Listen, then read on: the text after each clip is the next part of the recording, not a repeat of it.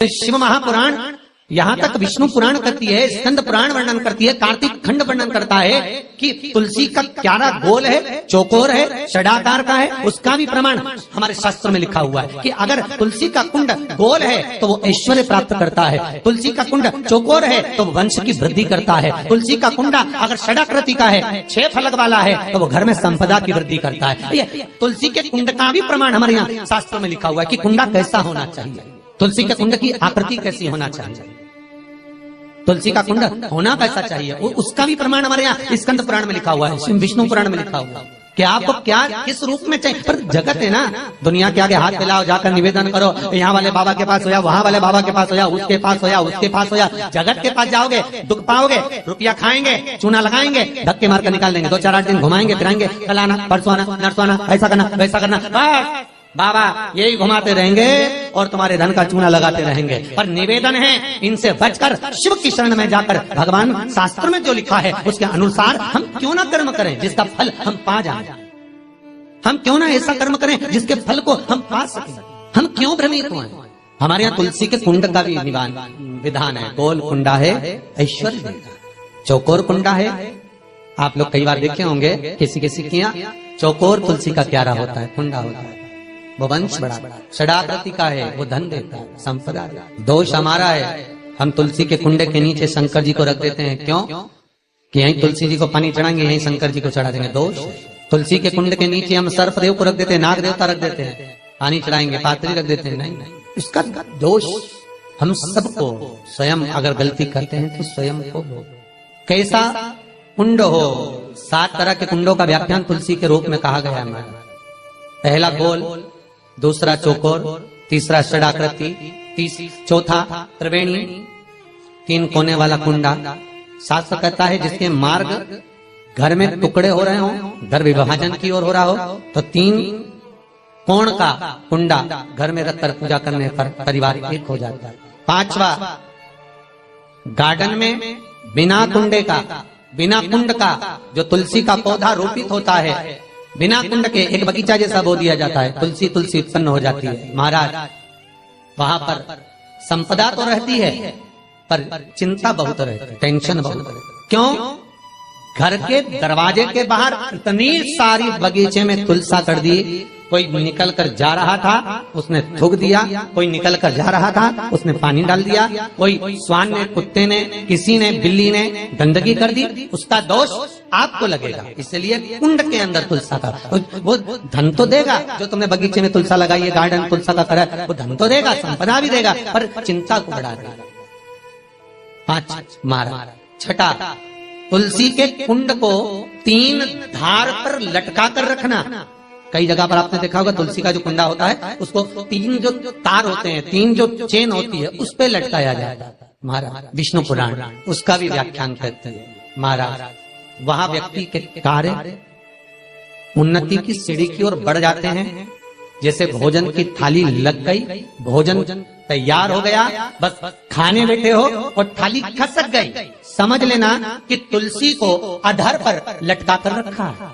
इसलिए कार्य तो हो रहे हैं, बनने वाले, 4 दिन बाद ये काम होने वाला है, 8 दिन बाद ये काम होने वाला है, लग रहा है कि इसमें इतना फल मिलेगा, लग रहा है इस व्यापार को करेंगे तो इतना फायदा हो जाएगा, सब कुछ करा, लाखों रुपए लगा भी दिए, थाली मालूम पड़े खसक गई, अधर लटका है। 7 क्रम है तुलसी के, ये 6ठा क्रम बताया। तुलसी का 7वां क्रम, तुलसी का 7वां क्रम है। महाराज तुलसी का कुंडा जैसा घर के आंगन में है, तुलसी का कुंड जैसे घर के आंगन में विराज रहा है, ऐसा ही छोटा सा कुंड भगवान के लिए रोपित करें। प्रतिदिन भगवान की सेवा करते समय तुलसी का कुंड सम्मुख रखकर उसकी आराधना करना, फिर उस कुंड को वापिस बाहर ले जाकर रखना, फिर दूसरे दिन पूजन के समय पर कुंड को लाकर रखना। हम तो यहाँ तक कहते हैं विष्णु पुराण गर्ग संहिता कल्याण का तुलसी अंग यहाँ तक वर्णन करता है कि आप पूरे साल ये नहीं कर सकते तो कम से कम कार्तिक के महीने में भगवान के सामने तुलसी का छोटा कुंड, चौकोर वाला, गोल नहीं, चौकोर कुंड लाकर भगवान के सामने रखकर छोटा सा कुंड का पूजन कर भगवान के साथ उस कुंड को वापस बाहर विराजमान करें, फिर कल लेकर आए, फिर विराजमान करें। आप पूरे साल नहीं कर सकते तो 1 महीना, उसका फल 1000 गुना प्राप्त होता है। तो किस चीज के लिए कहा गया कि तुलसी का कुंडा एक बाहर हो, एक घर के अंदर मंदिर के सामने पूजन के लिए रखा जाए? तो कहते हैं उस घर में वैभव, सत्ता, संपदा, लक्ष्मी, समृद्धि, शांति की कभी कमी नहीं है, कभी प्राप्ति, सुख की, आनंद की। 7 तरह के कुंड, 7 तरह के तुलसी के रोग का वर्णन हमारे यहाँ विष्णु पुराण में किया गया। आप किस भाव से कर रहे हैं ये आप महाराज। स्त्रियों के, नारियों के जितने भी रोग होते हैं, बीमारियां होती हैं, रजोधर्म से जुड़ी हुई जो भी तकलीफें होती हैं, उसका भी व्याख्यान देवी भागवत में स्पष्ट कहा गया। गुलर का फूल अर्थात जो देवी जी को, माता जी को जो घंटी वाला फूल चढ़ता है लाल कलर का, गुलर का फूल माता के चरणों को छुआकर, तुलसी के पौधे का स्पर्श कराकर जो नारी को रजोधर्म से जुड़ी हुई परेशानियां होती हैं, उसके अंतर्गत वो फूल तुलसी का पौधा दिखाते हुए खिला दिया जाता है। तो 3 दिन में उसको 2 दिन में आराम लग जाता है, 2 या 3 दिन महाराज। तो शास्त्र कह रहा है आराधना में आप हाथ की माला, कर की माला ना भी रखें तो घट की माला, तुलसी की माला, रुद्राक्ष की माला आपके कंठ में होगी। तो 21,600 श्वास जो मनुष्य के शरीर से प्रतिदिन निकल रही है, 21,600 श्वास जो मानव के शरीर से प्रतिदिन निकल रही है, उस श्वास के बल पर आपकी घट की जिह्वा से वो मंत्र जाप हो जाएगा, उसका पुण्य आपके खाते में। तुम्हारे गले में जो तुलसी की माला हो, तुम्हारे गले में जो रुद्राक्ष की माला हो, उसमें मन के 108 होना चाहिए या 108 से भी ज्यादा होना चाहिए। कम मनके की माला मत पहना गले में, बारीक बारीक मनके की कर लो, छोटे से छोटे मनके की कर लो, 100 से भी ज्यादा हो, 108 से भी ज्यादा हो। क्यों?